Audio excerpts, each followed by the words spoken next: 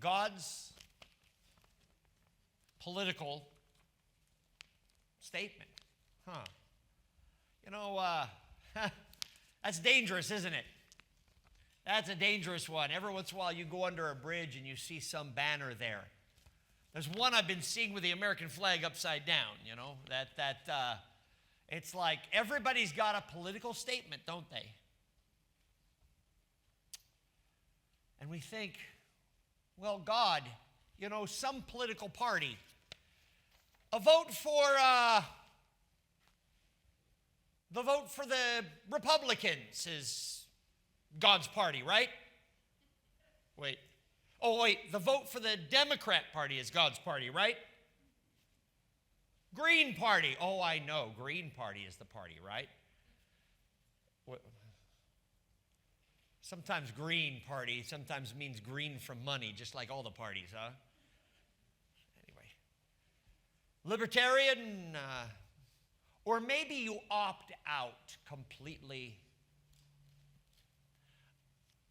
You know, God does have something to say about politics. But he doesn't try to get votes.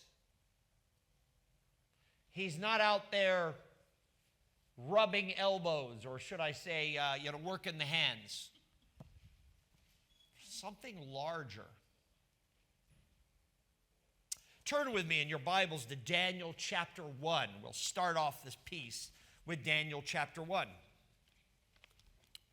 Got a few places in the Bible we're going to go to and end off then in chapter 2. But I'd like you to take a look at Daniel chapter 1, verse 1.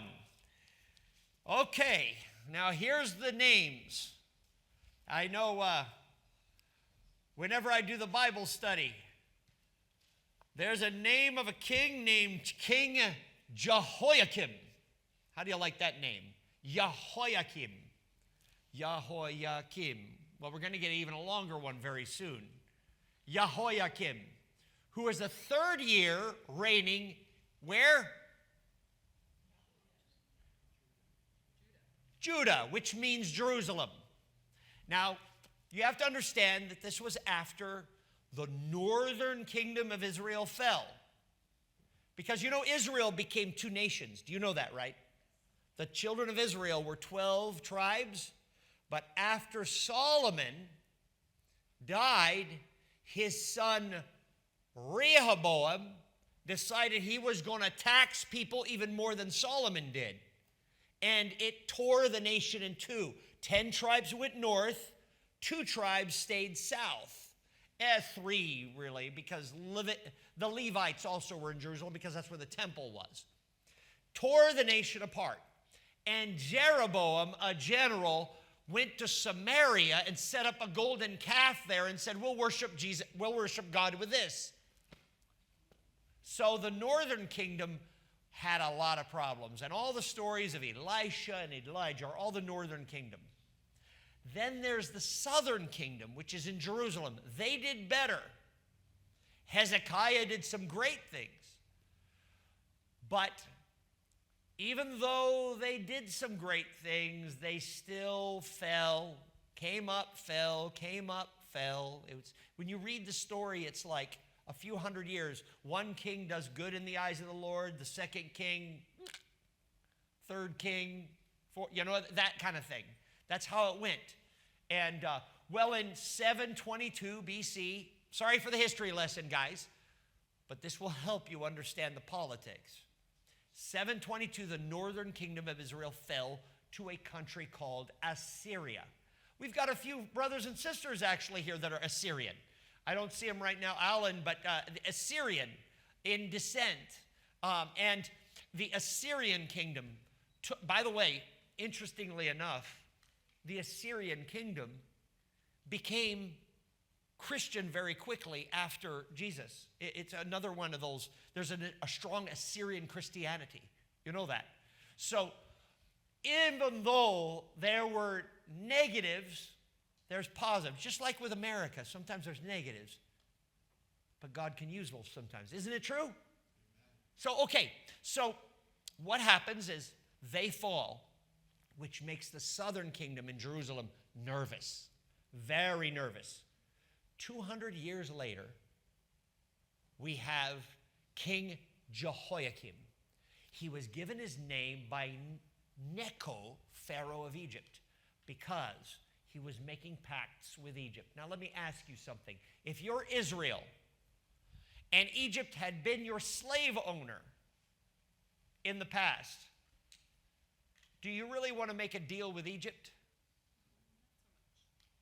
I know many years went by. I was maybe almost 1,000 years went by, but historically, you know those things, right? But yet, the children of Israel, or should I say the kingdom of Judah, which is Jerusalem, essentially, all around Jerusalem, were making a pact with Egypt. A young, almost king, Nebuchadnezzar, in a conquest, comes by Jerusalem and essentially, easily, quickly conquers the city, because Jerusalem wasn't in such a, they didn't fight back as much. And in fact, interestingly enough, Isaiah had been telling Israel for about 100 years before, when Babylon comes, let them in. Don't fight them. Don't fight them. Let them in. Don't make a pact with Egypt. That's what he kept saying. Well, Manasseh, the son of Hezekiah, was such a bad king, he actually had Isaiah executed in his old age. So, it's terrible. And Israel had fallen. Well, but those rumblings were still there, and Jeremiah was saying the same thing, now to Jehoiakim.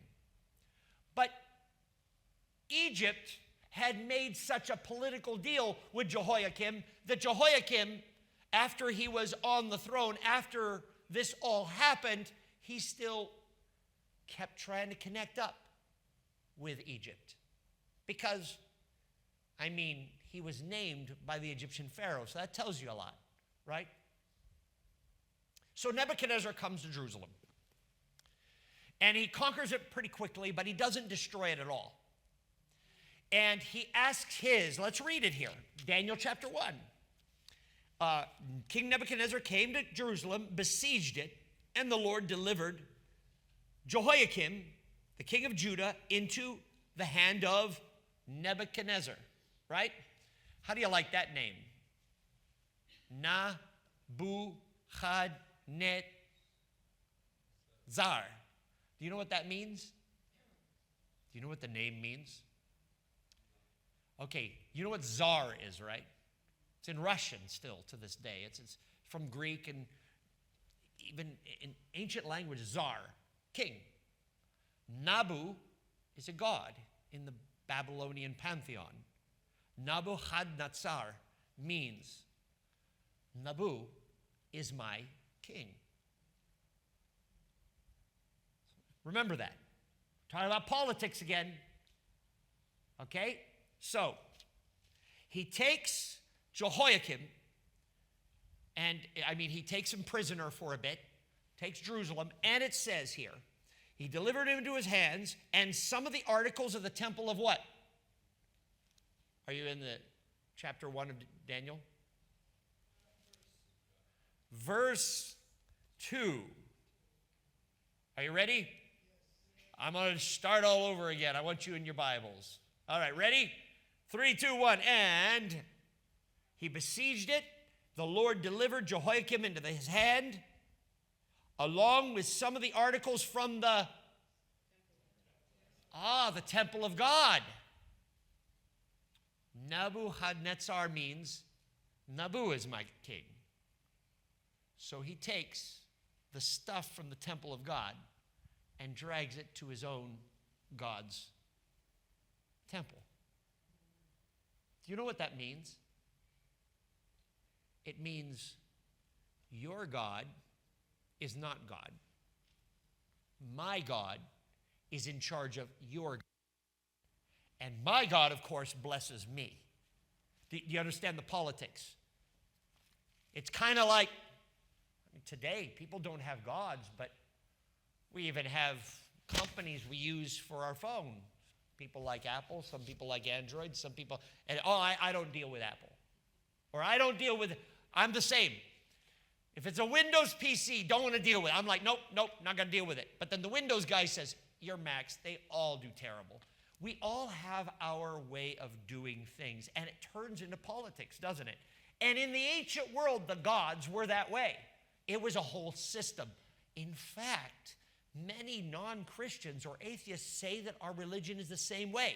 Today, they'll say that. You've heard them most likely. Oh, it's just about whatever. You got your own politics. Here's the interesting thing. We can deal with our politics, but there is a God. Okay, now, I'm going to get to that in a few moments. So, let's go. So he dragged all their stuff and carried them off to the temple of his God in Babylon. And he put them in the treasure house of his God, Nabu, or Marduk, the name. Then the king ordered Ashpenaz, the chief court official, to bring into the king's service some of the Israelites from the royal family and nobility. Boom, here we go. Daniel, Michael, Azariah, and Hananiah. 4 guys that were from the king's household, young men, were taken to now be in Babylon. Now let me explain how this works. To be in the king's court. What you do is, if you are a king that wants to conquer another nation, you don't just beat down that nation. You take the children of the king's house and you bring them right into your court. Why? You indoctrinate them into your way of doing things and make them subservient to you. That's what King Nebuchadnezzar was doing. See the politics? Now one day, you can take these kids, I say kids, I mean they were 17 years old, about that age. That's what Daniel about was, 16 to 17. Dragged to a country that he could not speak the language of, had to learn the language, eat the food. Actually, if you read in Daniel chapter 1, you'll find he kind of was obstinate in that, as well as Azariah and Hananiah and Michael. They didn't want to do that. They were given different names. They didn't like the different names. But they came, and they were there, and that king tried to teach them the ways of Babylon, to enculturate them. Then, in the future, you know what would happen? Now, Jerusalem can be ruled by someone that you have planted there. Does that make sense? To really understand this story, you need to understand that. By the way, here's a little tidbit of information. In the middle of when this happened, Nebuchadnezzar heard word, and this is from history. You don't find this in the Bible, but in history. When he was in Jerusalem, he heard word that his father had died. His name, Nebuchadnezzar, his dad. So he immediately left from Jerusalem and went across some of the hottest desert, what today is called, it's the Anvil, going across where Jordan is, over to Iraq, all the way across that hot to immediately get there. He went there, I think he only made it in 3 to 4 days. That was fast, going across that massive amount of hot land. He got there and ascended to the throne because, you know why he ran there? Why do you think? Why would a son of the king that just died run fast back to Babylon? What do you think? Ever heard of coup d'etat? You ever heard of that? Where some country, in a country, that the king dies, so then someone else puts themselves as king? Intrigue. We're dealing with politics. And so, he goes running back, as then Daniel and the 3 friends, as well as many others from the king's house, are being brought across over the Fertile Crescent through ancient Media, and then down in through Iran today, and then down back into Iraq, because there's that sliver of Iran there. You go back down up in the mountains and then down to Babylon, ancient Babylon. When they get there, one day Chapter 2 of Daniel, turn with me now, verse 1. In the second year, this is exactly a year, maybe a year and a half later, that the dream happens. This is before Nebuchadnezzar destroyed Jerusalem entirely, because that was in about 487 BC. This is 603 BC that the dream comes. Only 2 years into Nebuchadnezzar's reign. In the middle of the night, something happens. In the second year, are you with me? Daniel chapter 2. Did I put everyone to sleep? Maybe I should have the CNN thing up, the CNN logo. We're going through all the politics, right? In the second year of his reign, Nebuchadnezzar had dreams in his mind. His mind was troubled and he could not sleep. Have you ever had a dream like that? If you had one of those scary dreams? I think 2 days, was it not last night but the night before? Anna wakes, says, John, what are you doing? I was doing, she says that I told her I was running. I'm probably running to fix the internet. I don't know. But I don't remember it. I actually don't remember it one bit. But Anna tells me that's what I said. I said, oh, okay. So there we are. He had dreams, and so the king summoned okay, get ready, magicians, enchanters, sorcerers, astrologers, to tell him what he had dreamed. Now let's pull back. If the President of the United States gets a dream that scares him, who is he going to call? Not Ghostbusters. Who's he going to call? He's going to call probably maybe his priest or pastor, but maybe he'll call his economist. You know the cabinet. You call your Department of Defense. Because think about this. Now, let's pretend we don't know anything about the dream. Or should I say, let's take a look at what the vision of the dream is. Algerson, let's bring the camera this way. See, the dream actually was of an image that, I'm not going to talk about the metal here, but I just want you to see this guy here. Take a look. Let's come in with the camera a little bit. You can kind of squeeze it in if you want. Take a look at that. Does it look a little bit like Nebuchadnezzar?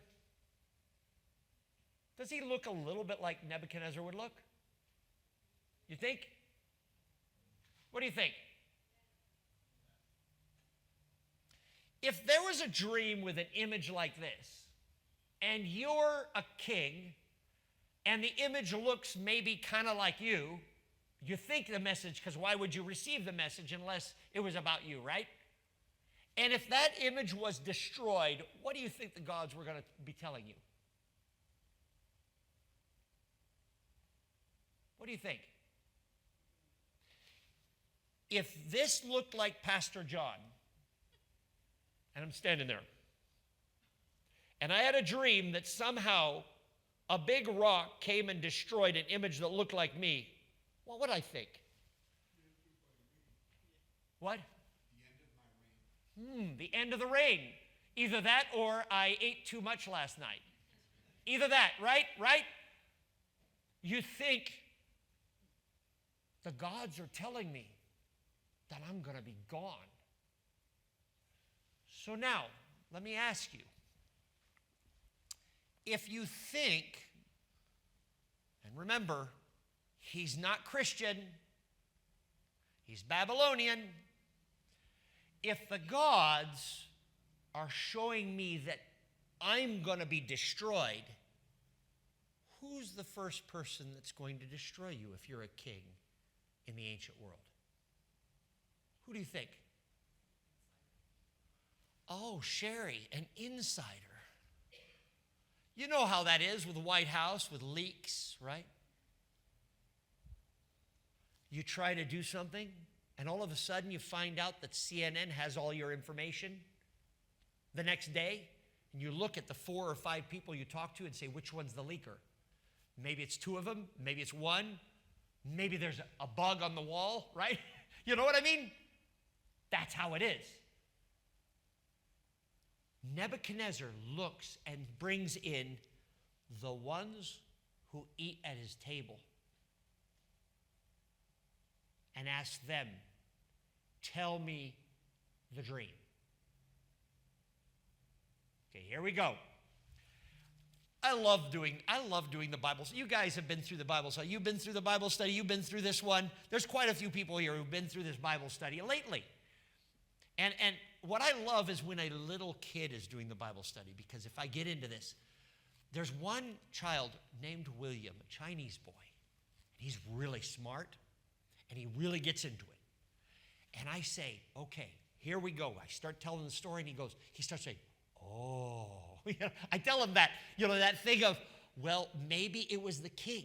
Maybe he thought himself was being destroyed. So what do you think he's going to do? Sometimes we think that Daniel forgot the dream. But actually in the text it doesn't say he forgot it. He said, in the Hebrew, I have firmly decided. It's only in King James. King James did not know how to translate the words for firmly decided. So they said, it's gone from me must mean I forgot. I think Nebuchadnezzar knew exactly what he had dreamed. And he is going to find out who are the guilty parties. See, the gods are telling him, you're going to be taken out. So what's the first thing you do is you test every person in your court. And then when you find the culprit, right? Because he's a new king, only the 2nd year. Nebuchadnezzar was a strong king. Nebuchadnezzar also was a strong king, but later. But in the beginning, you're young, right? You're proving yourself. You know how it is when you sit down at the royal court. You guys know workplace, right? The water cooler. Everybody talks, and sometimes some people don't like this person and don't like that person. It's like edging in. Then the next day it changes again. You're like, well, who is it? Who is it that's putting me down? Or who is it? Wait, I don't want to deal with this. I'm going to opt out. I'm not even going to the water cooler. Now you don't like me. Now you don't like us. Why don't you talk to us anymore? You know politics. It's how it works. Even in families we've seen this. So how does Nebuchadnezzar deal with it? He's straight up. This guy is straight up. He goes, okay. So they answer the king. He says, I had a dream that troubles me. Verse 3. And I want to know what it means. Verse 4. Then tell your servants the dream, and we will interpret it. Okay, very good. That makes sense, right? Tell me the dream, and I'll tell you whatever I want you to know. Right? Listen to Nebuchadnezzar. Then the king replied to the astrologers, this is what I have, what? Firmly decided. If you do not tell me my dream and interpret it, I will have you cut into pieces and your houses turned into piles of rubble. I love that. This is an ancient Near Eastern king if there ever was one, right? I'm gonna destroy you. And you know what he's saying? He's saying, if you guys say you're with the gods and that you talk to the gods, then have the gods show you what they showed me. And then I trust whether your word is true. Are you with me on that? But let me ask you something. Do you think that the wizards and the warlocks and the guys who roll the little bones on the desk and say, do you think they're going to know what the dream is? Of course you can interpret any dream.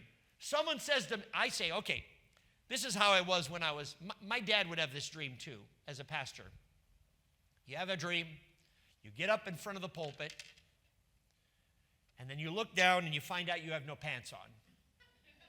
Have you ever had a dream like that? Yes. Okay, it's like, you know what? psychologically, what a psychologist would say is, you're worried about that you look good in front, but maybe people can still see you're inadequate. You know what I mean? That's really the psychological. That's how Freud looked at it. But you can come up with anything. You can say, well, it means this. Or some will say, well, watch out, don't go preaching because maybe it's a bad omen. People won't like you. You can come up with anything. You can even make it good. You can say, you know what? It's a great dream. It means you're being real with people. Keep being real. You can make anything up. Nebuchadnezzar was trying to make sure. He was smart. He knew, I don't want them making up stuff on me. I want them to tell me what the dream is, and then we'll see if I understand, if I believe what they say. Nebuchadnezzar was smart. The Al Capone thing, where you have your drink, and you're ready to, oh, wait, you try it first. Right? Right? The ones you trust the most are the ones that are supposed to care about you. But Nebuchadnezzar was scared for his future. He was very smart, and so therefore he tells these guys, if you do not tell me the dream, then I know you're fake. And I'm going to get some new soothsayers out there that can tell me. The gods are warning me about you people. You know what I mean? That's what basically he's saying here. Does that make sense? So, verse 7, once more they replied, let the king tell his servants the dream, and then we will interpret it. Oh, how easy it is, huh? Ooh, that's easy. Watch Nebuchadnezzar. This is how I know Nebuchadnezzar was thinking that. He starts getting super angry. Have you ever wondered why he got so angry in the story? It's because when you know someone's a fake and you start smelling it, and then they fake with you, don't you get a little more angry? Sometimes you have to hold back and act like it's not there, but it's like, come on, really? Really? Really? You're really going to tell me that? I already know. I saw you walking over there, and now you're acting like you're not, didn't do it. You know what I mean? That's how Nebuchadnezzar is feeling right now. Verse 8, then the king answered, I am certain that you're trying to gain time. Here we go. You're trying to gain time because you know that this is what I have firmly decided. If you do not tell me the dream, then there is one what? There's one penalty for you. You have conspired to tell me misleading and wicked things, hoping your situation will change. Nebuchadnezzar feels that the gods have given him a warning about his own kingdom and himself. And he is heeding that warning. That's in his mind. How far is he from the truth? Not that far, actually. For the God of heaven is warning him about something, but it's different than he understands. The God of heaven is warning you about something, but sometimes we don't understand. Wisdom on YouTube and all these different, Instagram, whatever. Everybody always has a wise saying. There's always some wisdom. Oh, there's some video on Machiavelli. Have you seen those? How smart you can be. Oh, the new, Stoicism, if you're very stoic and smart. And this is exactly what Marcus Aurelius would do, even though he's been dead for how many thousand years?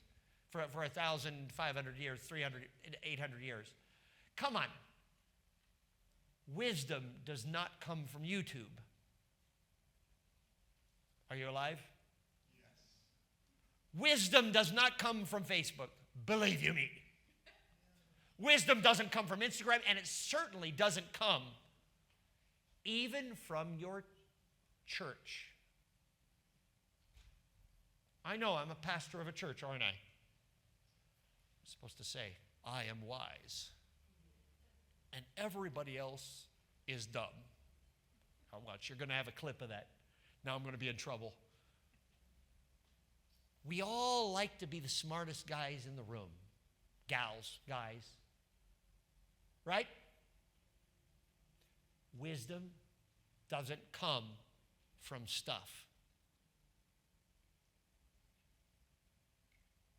Nebuchadnezzar got incredibly angry at them. And here we go. I love this. Verse 10. So then, verse 9, so then tell me the dream. I will know that you can interpret it for me then. Verse 10. The astrologers answered the king. Now, you know what? Have you ever heard the term, a broken clock is always right twice a day? Have you ever heard that line? When the arms are just sitting there? Yeah, twice a day they're right. These astrologers are dead on right. Let's read here. They're going to say something they didn't even realize what they were saying. They're becoming cheerleaders for God. And they didn't even know it. Isn't it amazing what God does? Let's read. There is no one on earth who can do what the king asks. No king, however great and mighty, has ever asked such a thing of any magician or enchanter or astrologer. What the king asks is too difficult. No one can reveal to the king except the gods. Actually, the word gods in the Hebrew is the word Elohim, because the name for God is plural. Did you know that? The word Elohim is a plural word. That's why it's translated here as the gods. But yet, at the same time, what are they talking about? They don't know God, but they said something they didn't realize they were saying truth. Except the God of heaven. They didn't say of heaven, I said that. So they do not live among the humans. Now that's the part that they're wrong. For we worship a God that does come down to us. He did come, and he resides with us while he's up in the celestial bodies. This made the king so angry, he says, everyone is toast. And you know, by doing that, it actually also made Daniel and his 3 friends be on the chopping block. He basically decided the entire king's court was going to be killed. Everybody. But it's the Middle East. Things take a little while. It's not immediate. So there's the head, the head of his secret service. He starts going out, and Arioch in verse 14. On verse 14, then Arioch, the commander of the king's guard, had gone out to put to death the wise men of Babylon. Daniel spoke to him with wisdom and tact. Remember, Daniel, he's only like maybe 17 or 18 at this time. He asked the king's officer, why did the king issue such a decree? Arioch then explained the matter to Daniel. And at this, Daniel went to the king and asked for time. Boy, he had some serious strength there. He's got a death warrant on his head, but he says, can you give me time? I'm going to pray.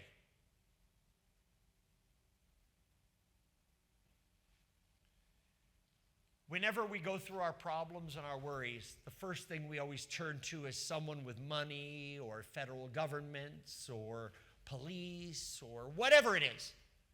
Our boss, our friends, our, Elon Musk or, right, or I don't know, who do we turn to? We turn to our phone. Oh, yeah. This will have all the answers. Yes, very good. It always works, right? If you've seen those YouTube videos, all you have to do is this, and this, and you mess it all up. Have you ever had that? Mamma mia. Lord, save us all. We turn to the things that this world tells us are the answers. And then we find out there was really no answer at all. Let's read. So then Daniel returned, verse 7, to his house. He explained the matter to his friends, Hananiah, Mishael, and Azariah. He urged them to plead for mercy from God of heaven concerning this mysterio, this mystery, so that he and his friends might not be executed with the rest of the wise men of Babylon. And during the night, the mystery was revealed to Daniel in a what? Vision. And Daniel praised the God of heaven. He said, "Praise be to the name of God forever and ever. Wisdom and power are whose?" Are you with? Is anyone with me here? Did everyone fall asleep? I've been too long, I know. Wisdom and power are what? His. That's right. He changes what? Times and... Those of you who know Daniel, there's a thing called Little Horn who thinks he can change times and seasons because he's a person. He's human or created. But God can truly change them.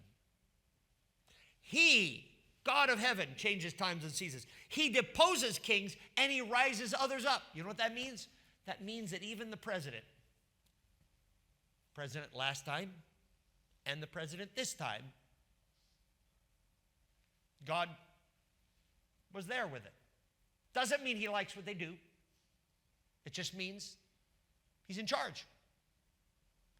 God is in charge. Even with a horrible king like Nebuchadnezzar, God is in charge. Even in the hardest times that we have experienced in our lives, God is in charge. Even when you deal with the medical situations that you're having to deal with in your life that are scary, God, he's there. He's in charge. This is one of the things that scares all of us and scares me. What if God chooses to take me out? Have you ever felt like that? What if God chooses a choice that I don't like? So we start saying, well, I'll worship God, but I don't, he's not God. I'm going to save myself. I'm going to do it. I'm going to make sure I'm okay. That doesn't mean that we just lay back and say whatever. If there's cancer treatment, we want to have that, right? But it is not the doctor that heals. It is God that heals. Maybe the doctor and the treatment are a tool that God ordained to be used rather than the other way around. Are you still with me? You know, even if God was to take me out at this moment, I have good news for you. Jesus experienced being taken out as well. He submitted himself to what we have to experience, even death upon the cross. That's what it says in Ephesians, right?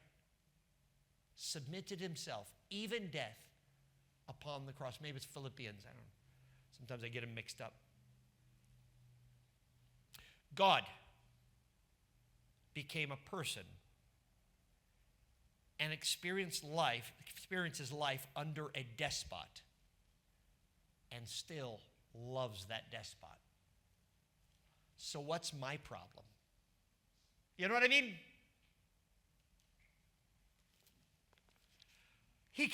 Daniel continues to praise God. He gives wisdom to the wise. Who gives wisdom? Who? I can't hear you. Who gives wisdom to the wise? That's right, God does. He's the one that brings wisdom and knowledge to the discerning. He reveals the deep and the hidden secrets. He knows what lies underneath in the darkness. The light dwells with him. I thank and I praise you, God of my ancestors, of my fathers and mothers. You have given me wisdom and power, and you have made known to me what we asked of you. you have made known to us the dream of the king. And before I end, because next week we're going to start with the actual dream. And this dream, this 2,500-year-old prophecy knows more than our political leaders do today. Okay, I just got to say it. Okay, so you're going to want to be here for this, or if you can't be, we got to be online. Let's continue on. So Daniel goes to the king, and here we go. The king, verse 26. So the king asked Daniel. By the way, notice his name there, the Babylonian name, Belteshazzar.